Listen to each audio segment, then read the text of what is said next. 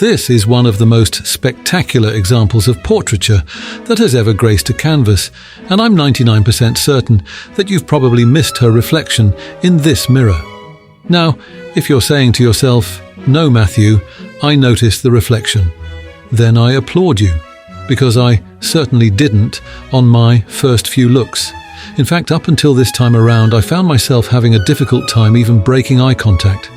There is something about her gaze that feels so easy and so effortless, and for the moments that I found myself looking away, I was caught up in the impossible accomplishment, that is, capturing a delicate demeanour.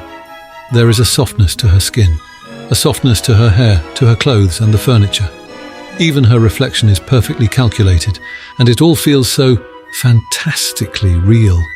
And though in this instance we are obviously reading a painting, it's the technical mastery of Jean Auguste Dominique Ingres that allows us a moment to digest the tenderness of his subject. So, can you blame me for missing the reflection? No? Well, good. And in return, I won't blame you for missing the setup.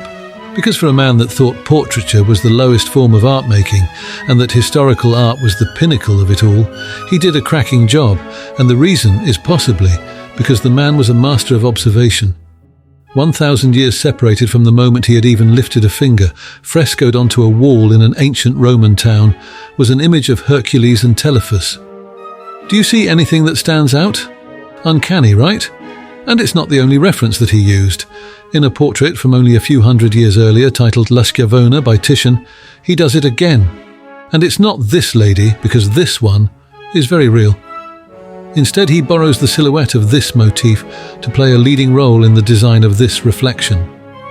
He references the far reaches of history to make history, and in doing so creates a spectacular piece of art. And did you know that this was only one of two versions of the painting? The second one is so bloody brilliant, it's surprising it's not even more well known. He employs the same soft characteristics across both portraits, and yet there is something about this one that just flashes out at you. You can feel the weight of her perfectly crafted jewellery, every single notch and each and every engraving, the hardness of these stones, the velvety fluff of her lush black dress, contrasted by the decorative textured, see-through lace appliques.